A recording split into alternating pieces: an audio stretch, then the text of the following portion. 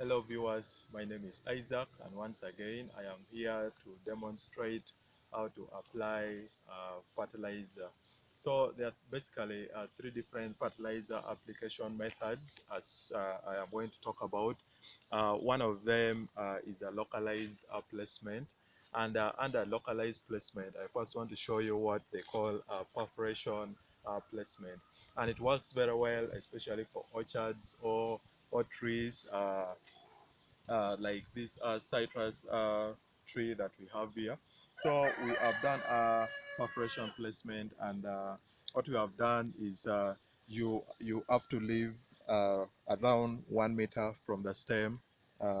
This is about a meter from the stem, and you dig holes around your canopy. But the holes that you're digging, the perforation that you're making under your tree should be fall at least within the leaf of that tree, because that is where usually the roots are concentrated. So like I have done here for my manure, I have simply dug my hole there, and I've mixed my soil with manure, and you have to mix it with soil to avoid caking.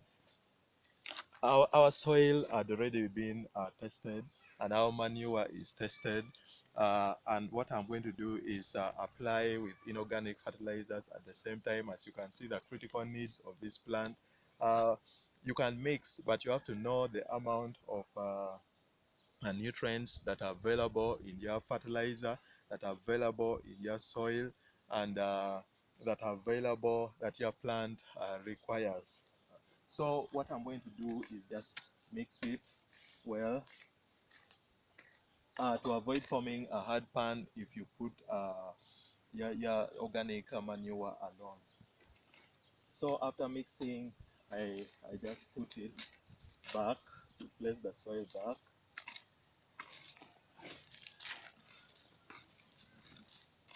Your mulch and mulch on top. So I am going to put my inorganic fertilizer here.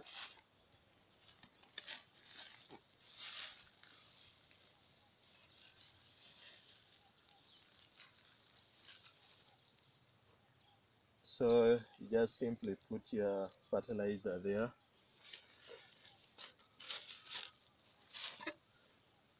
and cover it with soil. So the advantage with localized placements like this is that one, you put your fertilizer in one place, so any point of contact with the roots, all these fertilizers can be channeled into your plant through any point with the roots. So two, you avoid any fixation reactions. Usually these fertilizers tend to get fixated into the soil. It means the soil tends to absorb the nutrients that could have been availed to the plants and locks it up, so it will not make it easily available to the plants. But when you place it like this, it's concentrated into one place, and you're not going to scatter it around like we do for broadcasting methods, where your fertilizers is all over, so others will get fixated in many points.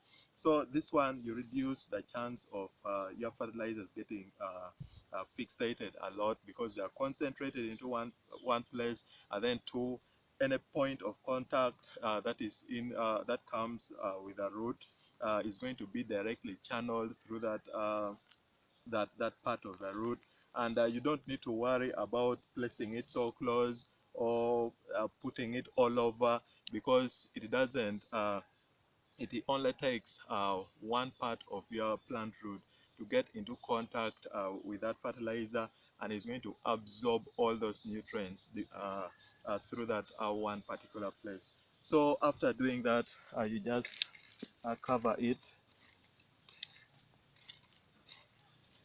and you are good to go.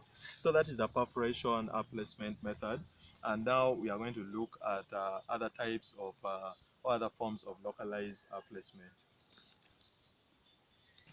So another method of localized placement is what we call band placement. Is a common form of side dressing or top dressing, and what we usually do is bring your fertilizer after making holes in lines next to your plants.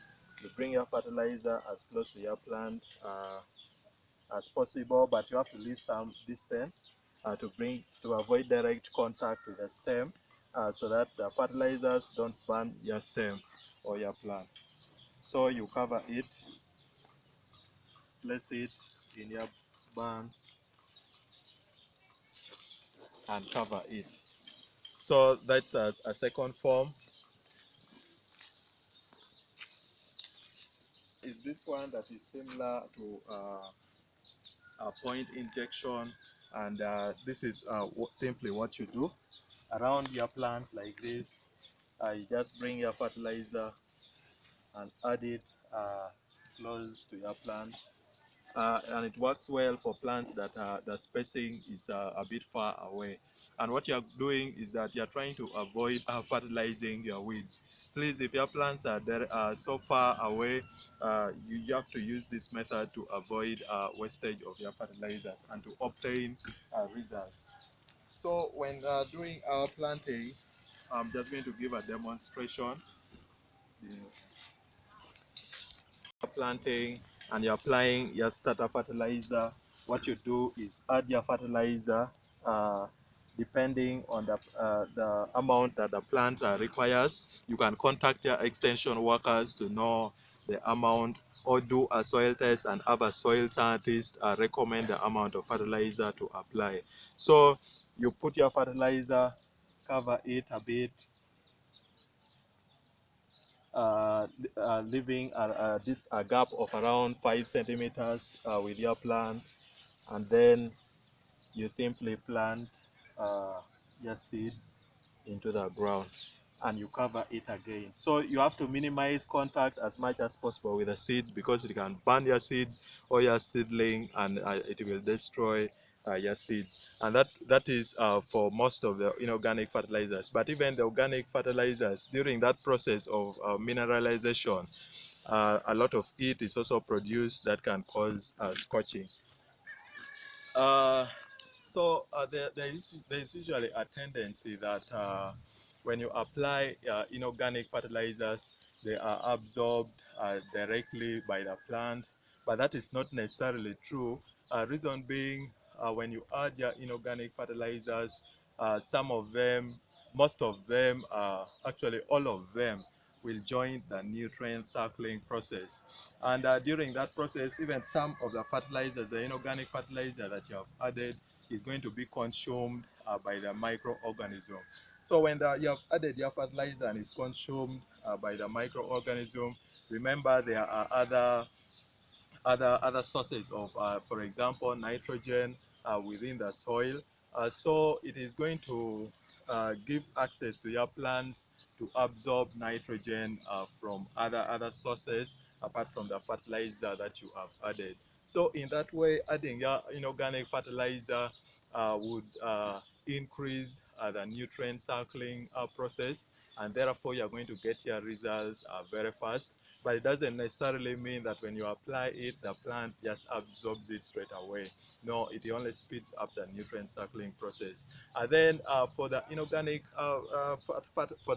fertilizers, rather, what usually happens is that the delay in the release of the nutrients is a result of the mineralization that takes place, because the microorganisms in the soil has to convert it to the nutrients in the organic forms to plant available forms. So during that process, that takes some time.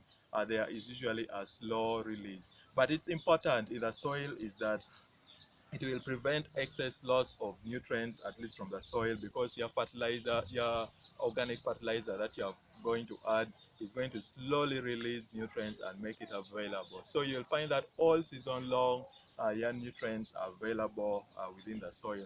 So most of these plants usually take in certain ranges of nutrients, and that range is called the sufficiency range, that has been published by so many people. So within the sufficiency range is that amount or the concentration of nutrients in your plant tissues that allows your plants to grow. And when you slightly exceed the sufficiency range, the plant begin to consume your fertilizer in a luxurious way. meaning that even if you add your fertilizer into the soil, your plant, that you are going to observe no significant results because your plant has really gotten what it needs from that soil. And that's the reason why you have to do your soil test, soil analysis, to know the amount of nutrients that your soil is supposed to be added to your soil, be it for organic or inorganic. But you also have to know the amount of nutrients that that particular plant requires. So if you surpass the luxurious point, you are heading now to critical death. That's the point at which nutrients become over-concentrated into the soil, and it's going to end up killing your plants. It's the reason why I would advise the use of mainly organic fertilizers, because it releases nutrients slowly, and it has a higher chance of preventing death due to over adding nutrients into your soil.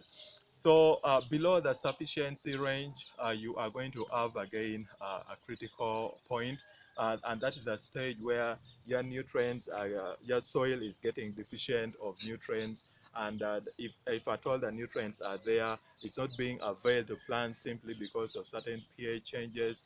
And so you need to do a soil assessment and add nutrients into this soil. And if you don't add, you are going to witness a serious deterioration in the yield of your crops. So again, below that critical point, we have the point called hidden hunger.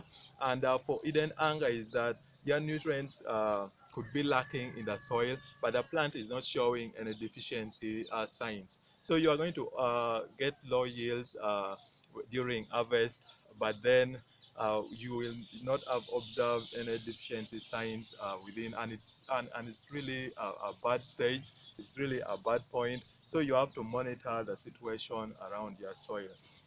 And how we correct usually that point, or how we correct the critical stage, is by adding usually the nutrients that is least available to the plant. So do your soil assessment. You find that nitrogen is almost at its optimum. The phosphorus is lacking. Potassium is moderate. You would want to add the phosphorus that is lacking to demonstrate the law. It's so hot, that's why I'm sweating. You will have to add the phosphorus that is less available, and the plant is going to respond vigorously because you have given it the nutrients that was lacking, that was least lacking. So that point is also called the dilution effect, where you're going to observe a very, very high increase in plant growth if you add the nutrients that are least available in your soil. It can be a nutrient, it can be maybe a temperature, a fluctuation that has caused your plants to deteriorate. So if you apply or give your plant that factor that is in the list, it could be a pH change, and you rectify that factor, you are going to have a very significant increase in your growth, in your quality of your pastures. So dear viewers, allow me to come to the end of this video. It was a short clip because many people were asking me how they can apply their fertilizers, and this is what I had to give you for now. Please do not forget to like, to subscribe, and to share our videos with as many people as possible. See you all.